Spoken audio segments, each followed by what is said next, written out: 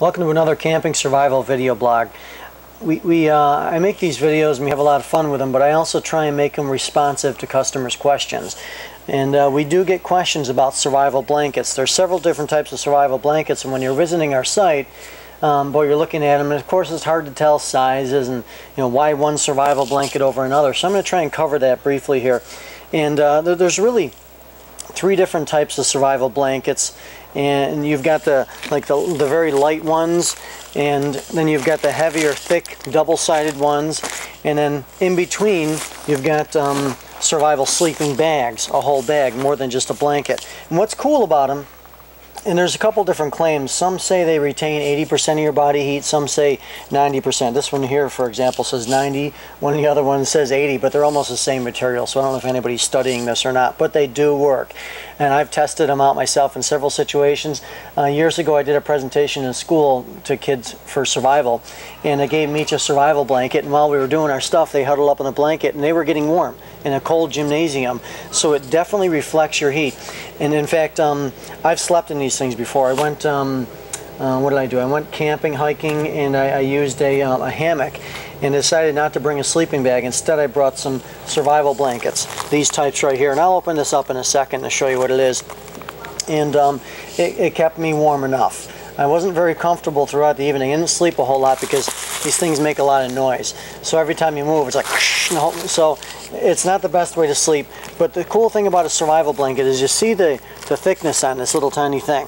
What I do when I go backpacking and camping is I have my backpack full of my stuff, but I also usually have a smaller bag with me. So I drop my pack at the camp, and if I go exploring or hunting or anything, I always have my survival pack with me, and it always contains one of these, no matter what time of year. Even in the summer, you're stranded, it can get pretty cold, and if you've got no coverage and you're not familiar with making a shelter or whatever, these things are absolutely awesome. In fact, let me open it up and show you what it is. This is it's like a couple bucks, this one right here. How could you not have it in your pack? It's so small and tight. You open it up, and the dimensions on this one are, what are the dimensions? 84 inches long by 53 inches wide. That's pretty darn big. That's going to be enough to cover yourself with. You hear the noise it's making, actually? I'm not sure you can hear me talking over this.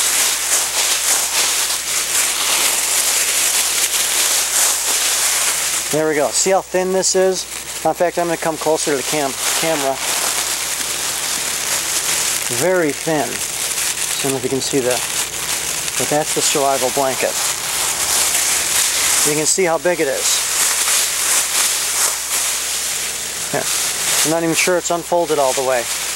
But the cool thing about this is, again, it'll keep you alive. It's kind of chilly in here, and I can already feel it retaining some of my heat. It's highly reflective. In fact, I'm going to put this right here and stop making noise. On the news today, there's actually a story about two hikers, a man and a woman. They went hiking together, a couple, and of course there were several mistakes they made. They didn't have much water, didn't have any way to acquire water, but they were extremely cold and in danger of hypothermia. If they had, for $2, $3, wherever these are, if they had thrown these in their pocket even, would have made their situation significantly easier. It's also good for reflecting. Imagine you're in the woods and people are trying to find you, and even from the air, these can be seen.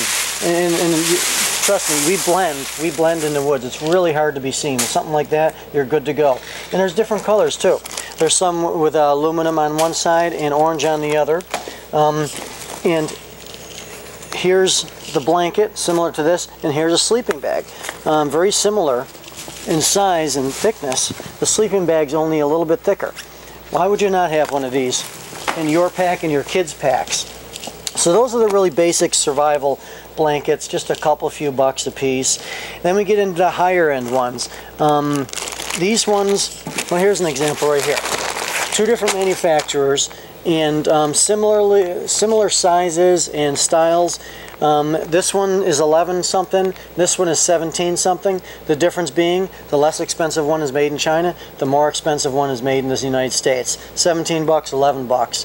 Canada made, US made. Same exact thing almost. Your call, which you want to buy. But so that's another thing to think about. And so let me show you these thicker blankets. I actually use these when I go winter camping. I bring 2 of them, and I duct tape the ends and make myself a sleeping bag out of them to put my main sleeping bag inside, and it retains some of my heat. There's also these, which are a sleeping bag. I'll show you in a bit. But this is the thicker sleeping bag, and depending on whether, as I said, whether it's US made or Canada made, about 11, 12 bucks or 17, 18 bucks. So as you see, I'm going to come around the front here.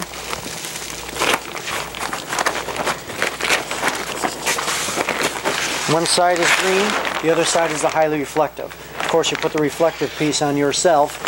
And the size, the dimension on this thing is, I think it's about 7 feet or so. What is it? Yeah, 5 by 7, 5 feet by 7 feet. So that's enough protection for you.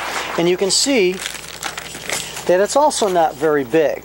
So, I mean, if you've got your little emergency kit, or even for your pocket, these are great.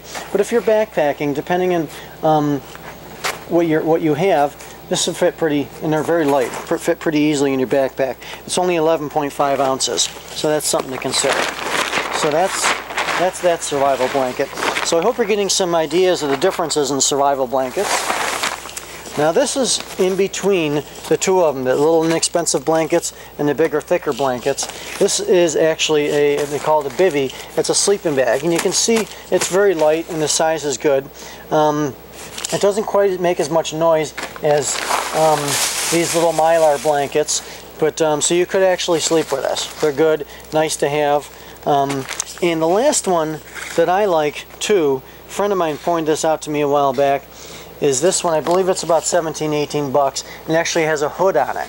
And again, we lose, I forget, my parents told me as a kid, put a hat on if you're cold. We lose, I forget what percentage of our body heat through our head. It's extremely important to have your head covered. So imagine, you know, you're in a survival situation, as those folks on the TV just were, and you have something like this. You can hunker down and warm yourself up, and then maybe go about doing some activities, making a fire, making a shelter, that type of thing, and if you get cold. And again, keep in mind, if you're out in the woods and you're hiking, and even a survival situation or not, you don't want to get wet. So always keep that in mind. If your clothing gets wet, and they say cotton kills, you might not necessarily want to wear cotton either, but as soon as you start to sweat, unzip. Don't let yourself get wet, because what's going to happen is that'll kill you. Pretty simply, that moisture is going to stay on your body, and it's going to make you even colder, and it's very hard to dry yourself in that type of a situation. So anyway, keep that in mind. We've got some differences in types of blankets and survival blankets. Price is one consideration. Country of manufacturer is another consideration. Size, thickness, weight. So actually, let me give you some ideas on part numbers just so you can go on our site. You can search for survival blankets or casualty blankets or solar blanket. They're all the same thing if you use those keywords. But this survival blanket, which is similar to this one, is item number C8235, and I'm going to bring this up to the camera so you can see it. C8235, and the sleeping bag version of that is C9815. So there's a couple to check out. And the thicker version of those, this is the China-made one, is C8544, whereas the US-made version of the thicker blanket is Roth 9069.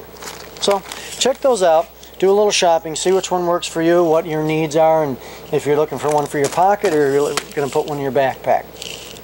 And if there's any questions, as always, please contact us, and please subscribe to us here on YouTube, Camping Survival. Thank you and have a nice day.